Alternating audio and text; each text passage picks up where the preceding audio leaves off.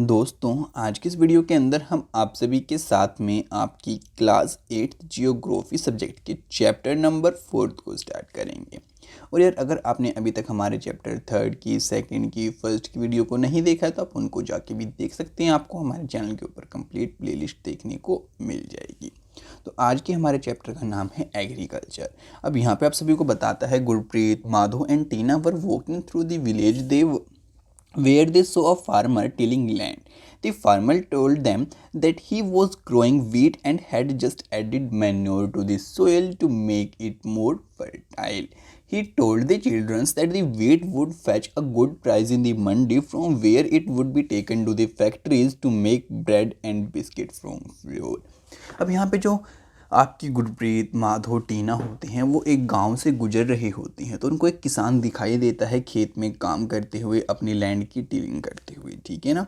तो यार, वो किसान जो वहाँ पे था उनको बताता है कि मैं यहाँ पे अपने वीट उगाने वाला हूँ, यानी कि गेहूँ उगाने वाला हूँ, और मैंने अभी अभी जो खाद था वो ज़मीन के अंदर डाला है।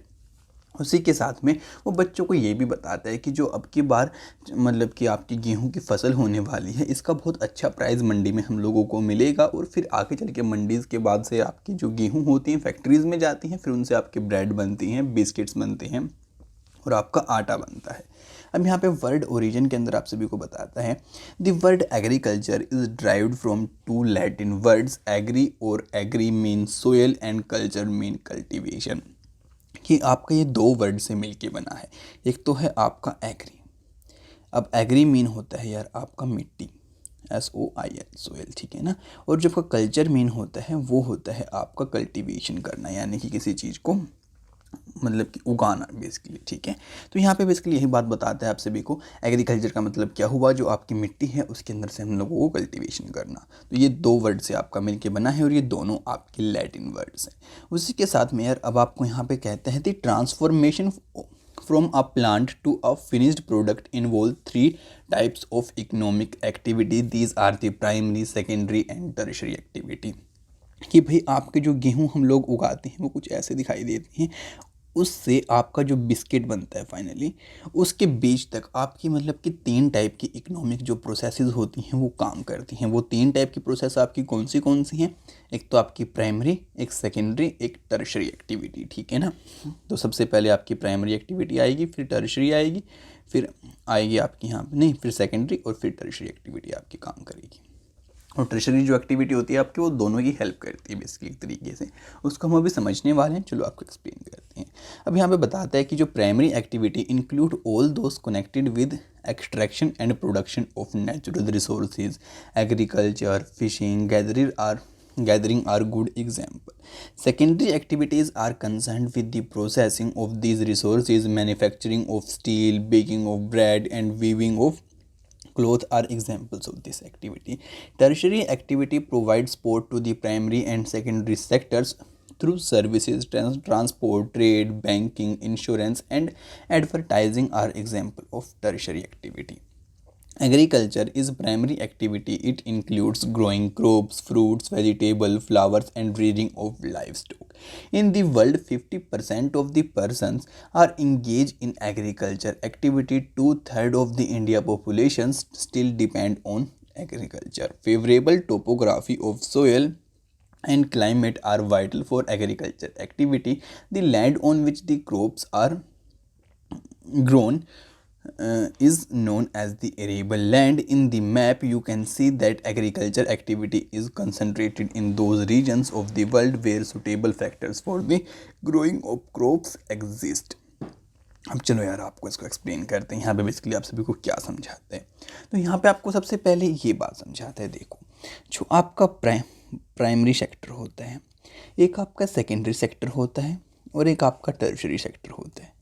अब ये तो मैंने आप सभी को बता दिया कि भाई पहले से ही कि भाई जो आपका ये गेहूँ, जैसे आप हमें गेहूँ का आपको एग्जांपल लेके बता रहा हूँ, बाकी आपके सभी के ऊपर अप्लाई होता है। जो आपका रॉ मटेरियल होता है, यहाँ पे आपका गेहूँ मैंने माना है, वहाँ से आपका बिस्किट बनने तक, फिर उसके बाद उस बिस्किट को दुकान तक आपकी पहुँचने तक आपके 3 फैक्टर्स काम करते हैं। वो 3 फैक्टर्स कौन से हैं आपके? प्राइमरी, सेकेंडरी, टर्शरी, ठीक है जी। अब आप कहेंगे कि भाई ये प्राइमरी सेक्टर बेसिकली क्या होता है, तो सबसे पहले आपको इसको एक्सप्लेन करते हैं। जो आपका रॉ मटेरियल होता है सारा, वो सब प्राइमरी सेक्टर के अंदर आता है। जैसे कि हम लोग खेती करते हैं, हम आपको पता है कि हम जो मछली पालते हैं, उसी के साथ में हम बहुत बार अपने जो फ्रूट्स वगैरह होते हैं उनको गैदर करते हैं। फिर आप सभी को पता होगा जो आपकी हनी बीज होती हैं, हम उनका काम भी करते हैं। कई बार हम फ्लावर उगाते हैं। उसी के साथ में माय फ्रेंड्स हम बहुत बार क्या करते हैं, जो हमारे जानवर हैं उनकी रीडिंग करते हैं। तो ये जो आपकी सारी एक्टिविटी होती हैं या फिर जो हम आपके मिनरल्स होते हैं उनको एक्सट्रैक्ट करते हैं, जहाँ पे बेसिकली हमें रॉ मटेरियल से लेना देना होता है। यानी कि जो हमारा रॉ मटेरियल है वो तैयार होता है या हम उसको लेते हैं, कैसे भी करते हैं, वो सभी चीज़ें हमारी प्राइमरी सेक्टर के अंदर आती हैं। उसी के साथ में अब उसके बाद काम आता है हमारे सेकेंडरी सेक्टर का। अब सेकेंडरी सेक्टर के अंदर बेसिकली होता क्या है कि जो आपके प्राइमरी सेक्टर के अंदर, मानो यार हम लोगों ने कॉटन उगाई। अब कॉटन आप सभी को पता है, हम लोगों ने आपकी कपास उगाई, उसी के साथ में उसको फैक्ट्री के अंदर भेजा, फिर वहाँ पे उसके अंदर से धागा बनेगा, आप सभी को पता है, फिर धागे से आपका क्लॉथ बनेगा, फिर वो आपका मार्केट में पहुँचेगा। तो ये जो आपका धागा बनाया, फिर उससे कपड़ा बनाया, ये सारा काम करेगा आपका सेकेंडरी सेक्टर, ठीक है ना। अब यहाँ पे आप कहेंगे कि भाई सेकेंडरी और फर्स्ट सेक्टर का काम तो हो गया, अब टर्शरी का क्या काम रहता है। यहाँ पे जो आपका टर्शरी सेक्टर होता है ना, वो इन दोनों की हेल्प करता है इनके कामों को पूरा करने में, प्राइमरी की भी और सेकेंडरी की भी। अब वो हेल्प कैसे करता है, वो यार यहाँ पे जो आपके व्हीकल्स होते हैं, यानी कि जो आपकी जो गेहूँ हमने मानो या फिर कपास मानो जो हमने खेत में उगाई थी, उसको वहाँ से सेकेंडरी सेक्टर तक पहुँचाने का काम वो आपके टेम्पू करते हैं, ट्रक्स करते हैं, तो वो आपके टर्शरी सेक्टर के अंदर आते हैं। उसी के साथ में यहाँ पे जो आपके बैंक्स होते हैं जो लोन प्रोवाइड करती हैं, वो भी यहाँ पे आती हैं। जो आपकी एडवर्टाइजमेंट होती हैं वो भी यहाँ पे आती हैं, और भी बहुत सारी आपकी जो ऐसी सर्विसेज होती हैं वो सभी हम टर्शरी के अंदर इंक्लूड करते हैं, ठीक है। तो अब तीनों में आपको यहाँ पे कोई भी डाउट नहीं होना चाहिए, बाकी आप एक कोई बार इनको पढ़ भी सकते हैं। अब उसी के साथ में यहाँ पे आप सभी को बताते भी है कि जो हमारी एग्रीकल्चर है वो प्राइमरी सेक्टर के अंदर आती है। इसके अंदर बहुत सारी चीज़ें होती हैं, जैसे कि हम अपने वेजिटेबल्स उगाते हैं, फ्रूट्स उगाते हैं, क्रॉप उगाते हैं और हमारे जानवरों को पालते हैं।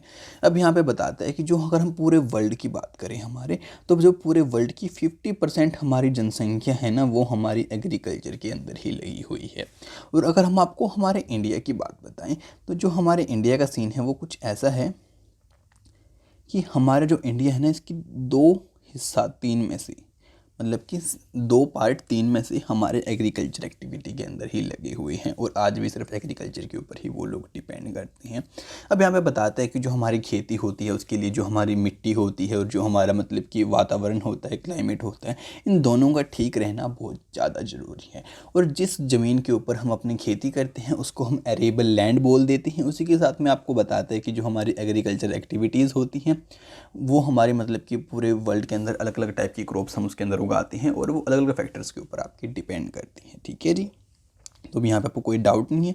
उसी के साथ में अब यहाँ पे देखो, यहाँ पे आपको वर्ल्ड का डिस्ट्रीब्यूशन दिखा रखा है आपकी एरेबल लैंड का, यानी कि जहाँ पे खेती वगैरह आपकी की जाती है। ये देखो हमारे इंडिया का पार्ट आपको ये शो कर रखा है, देखो सर, यहाँ पे ये ग्रीन जो पार्ट है ना, यहाँ पे आपकी खेती होती है। बेसिकली देखो ऑस्ट्रेलिया की बात करें तो थोड़ी सी यहाँ पे होती है, बाकी यहाँ पे ईस्ट कोस्ट की तरफ इन लोगों ने शो कर रखी है।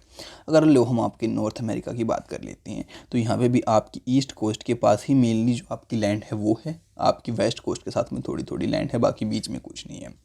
अगर हम बात करें आप यहाँ पे साउथ अमेरिका की, तो आप उसको देख सकते हैं, देखो यहाँ पे कुछ पार्ट है बस, उसके साथ बीच में कुछ नहीं। अगर हम बात करें आपके सेंट्रल अमेरिका की, तो आप यहाँ पे देख सकती हैं।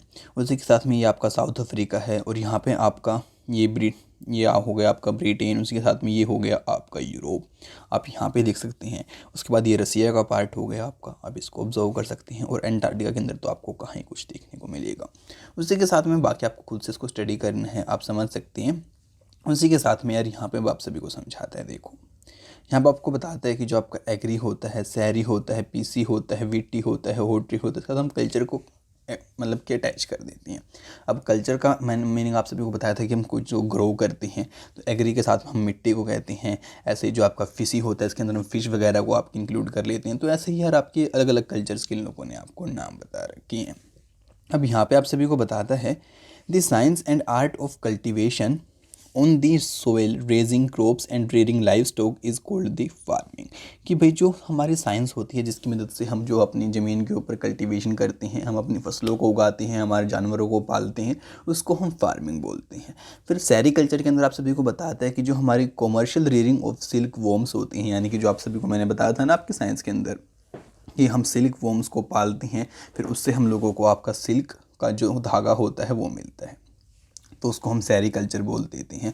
अब पीसी कल्चर मैंने आप सभी को अभी भी बताया कि जहाँ पे हम जो हमारे फ़िश होती हैं उनको तालाब के अंदर पालते हैं, फिर हम उसको बाद में बेच देते हैं मार्केट में जाके। उसी के साथ में फिर आपको यहाँ पे विटीकल्चर के बारे में बताता है, जहाँ पे जो हमारे अंगूर होते हैं हम उनकी खेती करते हैं। फिर हॉर्टिकल्चर के अंदर जो हमारी वेजिटेबल्स होती हैं, फ्लावर्स होती हैं, फ्रूट्स होते हैं, हम उनका एक मतलब कि कॉमर्शियल तरीके से यूज़ करते हैं, जैसे कि बिज़नेस के तरीके से, ठीक है ना। उसी के साथ में यार अब बारी आती है हमारी फार्म सिस्टम को समझने की। तो अब यहाँ पे आप सभी को बताता है एग्रीकल्चर और farming can be looked at as a system. The important inputs are seeds, fertilizers, machinery, labor. Some of the operations involves are the plowing, sowing, irrigation, weeding, harvesting. The outputs from the system is include the crop, wool, dairy, poultry products. कि भाई जो हमारे agriculture की बात कर ले हम या फिर फार्मिंग की बात कर ले, तो हम इसको एक सिस्टम की तरह देख सकते हैं और यहाँ पे हमें बहुत सारे इनपुट्स डालने पड़ते हैं। अब आप सभी को बेसिकली इस बात का तो पता ही होगा। देखो यार, ये मानो आपकी ज़मीन है, इसके अंदर हम सभी को बहुत सारी चीज़ें डालनी पड़ेगी, फिर जाके हम लोगों को आउटपुट मिलता है। ये हमारे यहीं पे भी लागू होता है और बहुत सारी लाइफ के और भी पार्ट्स के अंदर लागू होता है, आप सभी को पता होगा।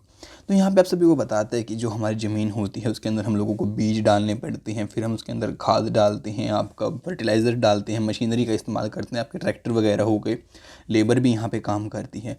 जो अगर हम जानवर पालते हैं तो वहाँ पे भी आप सभी को पता है हमको उनके लिए खाना लेके आना होता है, फिर वहाँ पे भी लेबर का इस्तेमाल होता है, मशीनरी का इस्तेमाल होता है।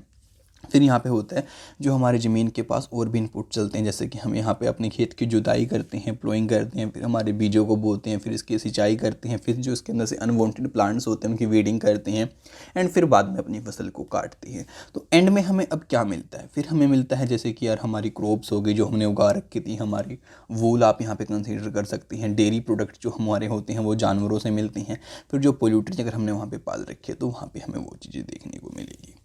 अब ये देखो, ये चीज़ आपको यहाँ पे शो भी कर रखी है इस वाले डायग्राम के अंदर कि हम लोगों ने क्या किया, इनपुट क्या डाले, मशीनरी डाली, हमने बीज डाले, फिर केमिकल्स डाले, यानी कि जो आपके यहाँ पे फर्टिलाइजर्स का काम करते हैं वो सारी चीज़ें, पेस्टिसाइड्स भी हो गए इनके अंदर।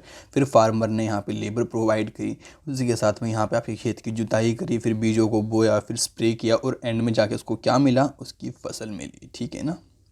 तो उसी के साथ में यहाँ पे आप फिज़िकल इनपुट्स को देख सकते हैं।